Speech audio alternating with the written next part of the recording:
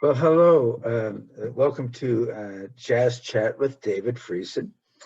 And today we have a very, very special guest and a very good friend of mine also. Her name is Cymin Samawatie.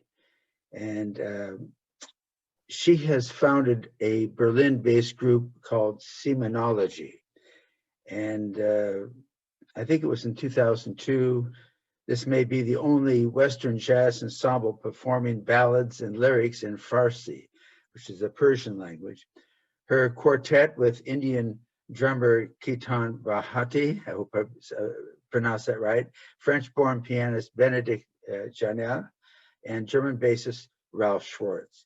They perform a unique brand of intercultural chamber jazz, by turns poetic, sensual, melancholic, dynamic, and pulsating.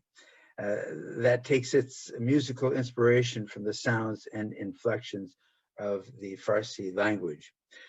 Cymin is both the group's charismatic leader and writer of most of the material.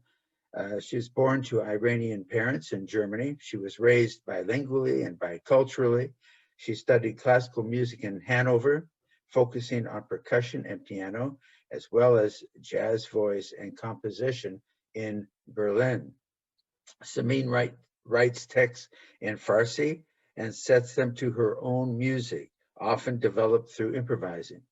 She says, quote, "Our music is somewhere in between jazz, world music, and classical music, and between cultures, Occident and Orient. It is never simply one thing or the other, but somehow all and none of them at once." Figure that one out. The group's widely acclaimed 2009 ECM debut, As Ne, included classic Persian verse by Rumi, as well as 20th century Iranian poetry. Jazz Journal praised this mostly gently affecting excursion into Sufi-touched, but definitely contemporary cross-cultural chamber jazz. Did you get that? Yes, I think so. Thanks, David. Welcome, Cymin. So nice to see you, and thank you so much for taking part in this jazz chat with David Friesen. Yes, thank you so much for inviting me for this. Are you kidding? This is a real pleasure. I have some questions for you. The first one is a very obvious one, and I ask all my guests the same question because it's something that has touched all of us throughout the world, and no one really has escaped the clutches of this pandemic. How are you doing with the music in this pandemic? You're in Berlin. I know it's pretty locked down there, from what I understand. Tell me, how is it for you? I would say all in all, I'm doing really good. I'm one of the privileged musicians who are living in Berlin. I have enough finances. So my husband is Ralph Schwartz, who's the bass player from Cyminology. You said his name already. So we're both musicians, and we have the privilege of living in a country that's taking care of their artists. So we got enough money from the city of Berlin, and we're financially doing good. That's the one side. Then the psychological side of not being able to work the way you want to work and you want to live your life is definitely a big challenge for all of us. And I think we're doing a pretty good job as a family. I have an 11-year-old daughter, so I've learned to homeschool her, and we've changed our lives. We've changed our creative life as musicians. We've done a lot of different projects in front of the computer and digitally, and filming videos, and try to be as positive as possible with the situation. But after 1.5 years, I'm really yearning now to be with other musicians in one room and have an audience that's listening and breathing with us. So yes, exactly. You know, I've never practiced so much in my whole life. but there are some positive things that we can get out of this. All things work to the good, right? Exactly. Well, both you and Ralph, it's a nice combination. You both are extraordinary musicians, and you know, I've heard your playing from the very beginning as it's come to this place, and the progression is fantastic. How old were you when you started playing music? I think I wrote my first piece when I was 11. But of course, in a very childish way, writing down my feelings. I was very upset, and then finding a melody, and then singing along and improvising. I think I had difficult periods in my life as a child because my parents didn't get along very well, and music was a way for me to maybe find some peace in this war that I was living in, if I can say it like that. You can. And so music has always accompanied me my whole life. And I met Ralph when I was very young, when I was 16 already. Wow. And it was wonderful to have somebody sharing that with me and doing music together. We started like a lot of singer-songwriters did at our times. Like, he played his guitar and we met for hours, and then looping ideas and writing lyrics and finding a repertoire to do music together.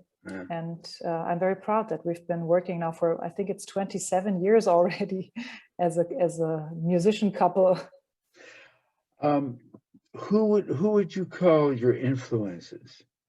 Like, now you have different ones because now you play piano, you sing. Who are your influences vocally and musically? Yeah, I had that's a question that could take a long time to answer, because I had different periods in my life where I had different musicians really having a big impact on me.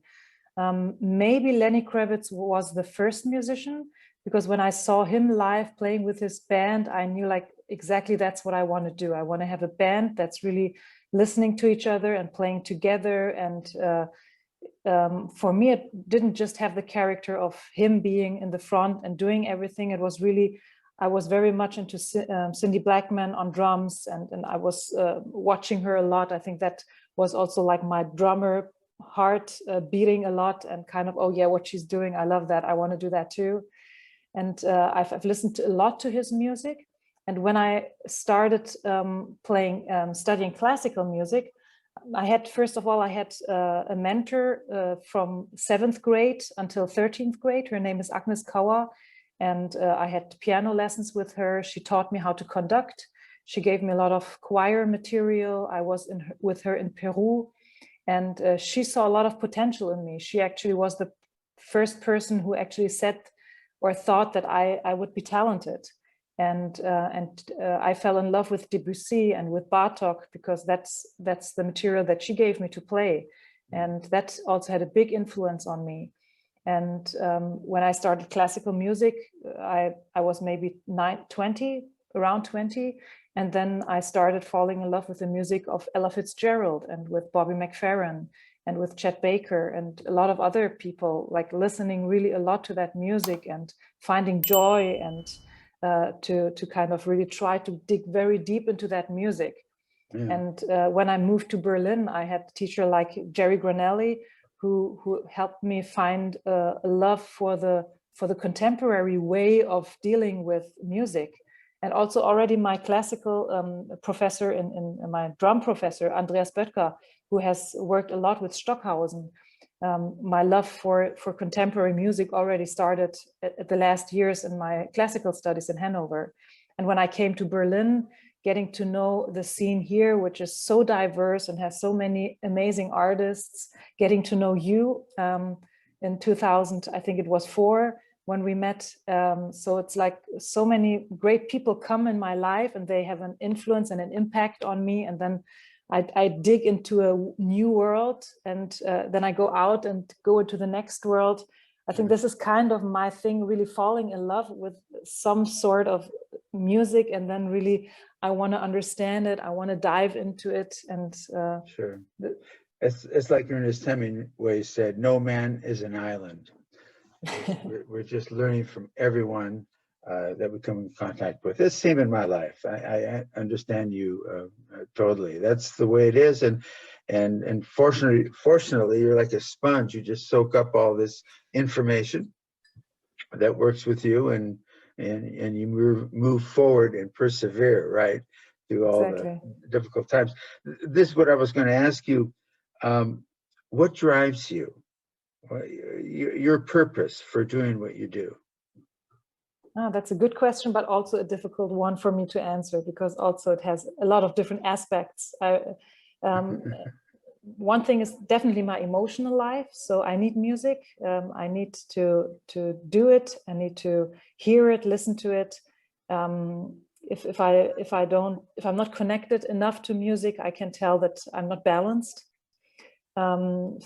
Since I had a difficult childhood in my family, because I didn't grow up in a very harmonic environment, that is a big thing for me and my family.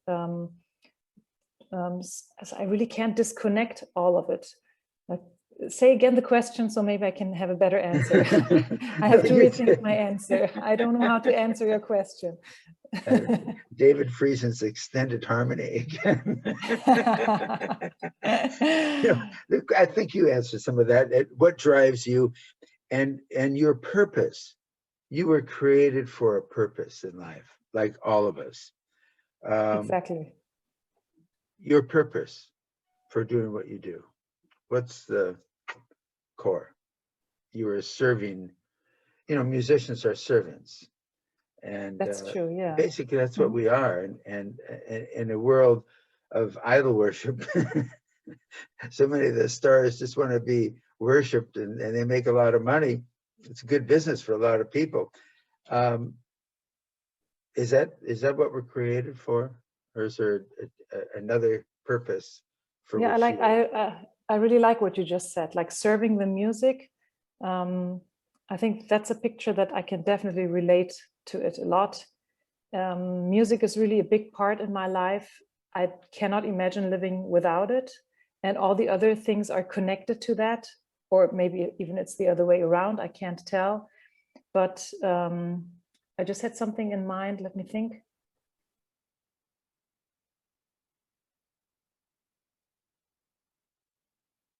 I think what I really love a lot about music, I was used to people looking at me in a way that didn't include me. Like the Germans, they looked at me and said, well, you're not really German because you don't look like it.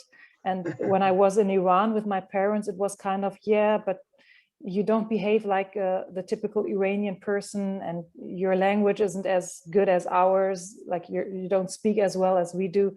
So you're not really Iranian. So this is kind of, it doesn't matter where I went, people kind of tried to explain to me why I don't fit.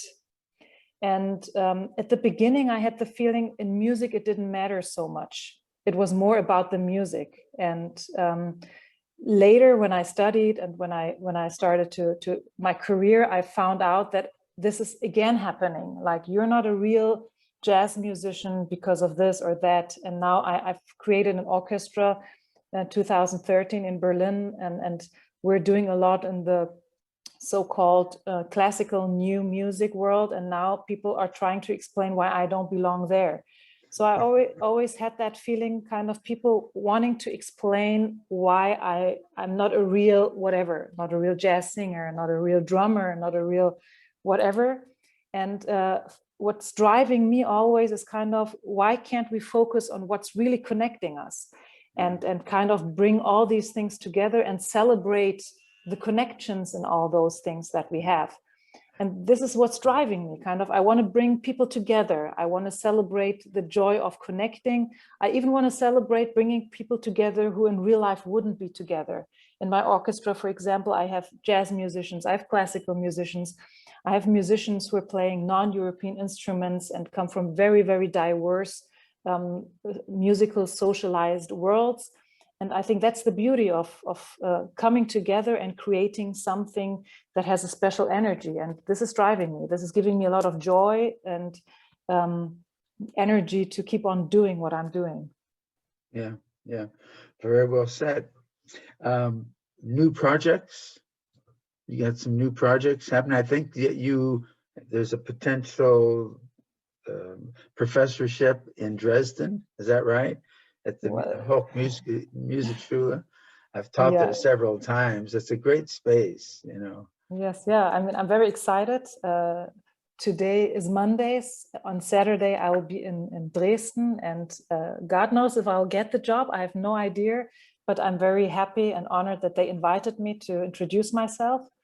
They invited 6 people, and yes, that would be a new world coming along the way. I mean, I definitely have a heart of teaching, and I want to teach young people who want to go into this crazy world of music, of jazz music, or maybe they can change the world because they're younger than I am, and maybe we can have like maybe before I die, I can see that it's not so important of thinking in genres and more important of thinking in music as a whole thing. One step at a time, you know.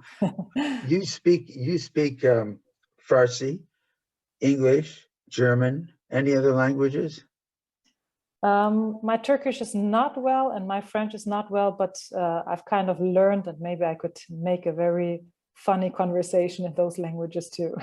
But German is definitely the language that I feel most eloquent to talk. And then maybe English and Farsi is maybe third, and then all the others. I always have a lot of respect for people who speak different languages. I was trying to think of the word for thank you in Turkish. Teşekkür ederim. Teşekkür ederim. Teşekkür ederim. Çok güzel. And when I'm in the taxi, well, there's a lot of Turkish taxi drivers in Germany. Yes, you can learn Turkish in Berlin. And I always tell them teşekkür ederim, and their eyes lighten up and they get a big smile, and I'm their friend for life. Yes, that's beautiful. Yeah, that's what I love about language. This jazz chat, it's a short one, it's not long, but we got some really great information from you about yourself. And for those folks that are listening, you've recorded for ECM what, 3 CDs now, is that right? All in all, it's 4 CDs. It's 3 CDs with my group Cyminology. Yes. And just right now in April 2021, our first orchestra CD from the Trickster Orchestra was released on ECMs. And this is something that I'm really very proud of, because that was a huge thing happening in my life. 22 musicians, I already told you, from very, very diverse musical genres coming together, and also culturally coming together. And yeah, that's a project that I started in 2013, and now finally our first CD got released on ECM. Great. I won't go into my relationship with Manfred, which wasn't negative. It's just interesting. How has your relationship been with ECM and Manfred? Well, definitely, I was with him in the studio 3 times with Cyminology. It was very inspiring for me. I really have the feeling it's magical to work with him, especially in the studio.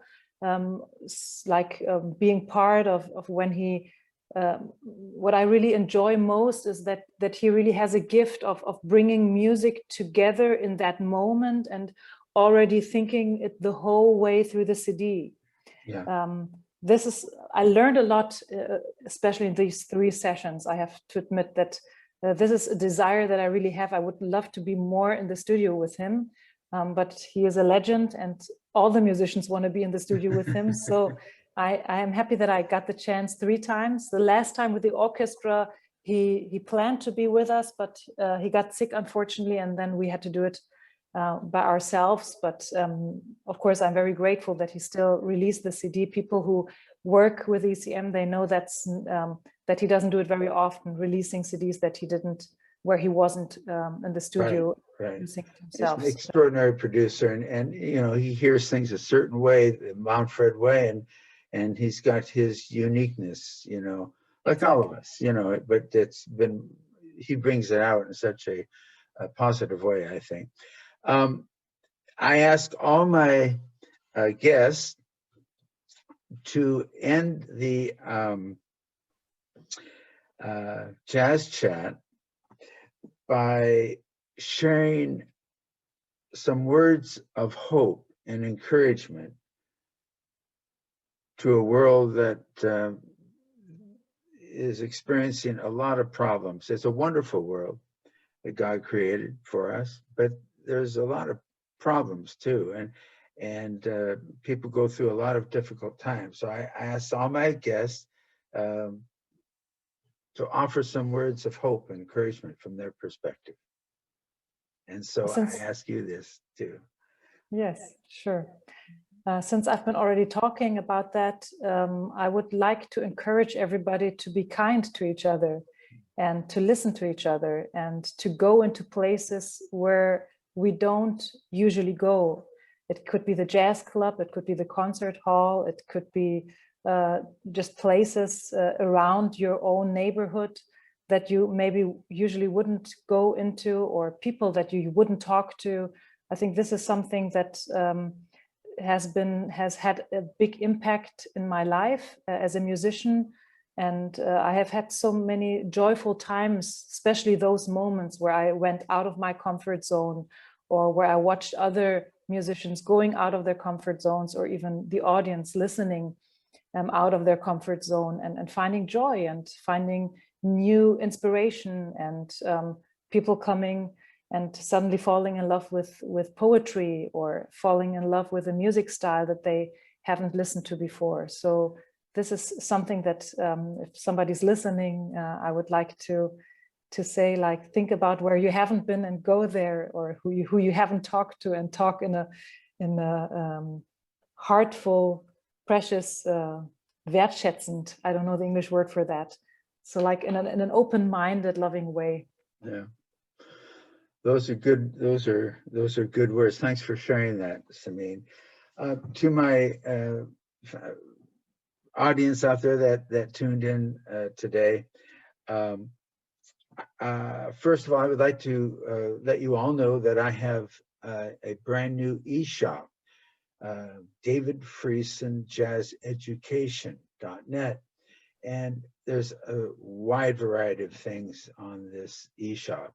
And when you go and explore, please subscribe to the newsletter, and you'll receive updates of new events and learning things. I do a long series on Zoom for teaching. There's a lot of books, CDs, different helpful things that will, I think, really lend a positive hand to all those who want to be learning more about jazz. And everything is, I think, very fairly priced. So check it out, David Friesen Jazz Education.net. Please, all of you, stay well, be healthy, and God bless you all. Bye-bye.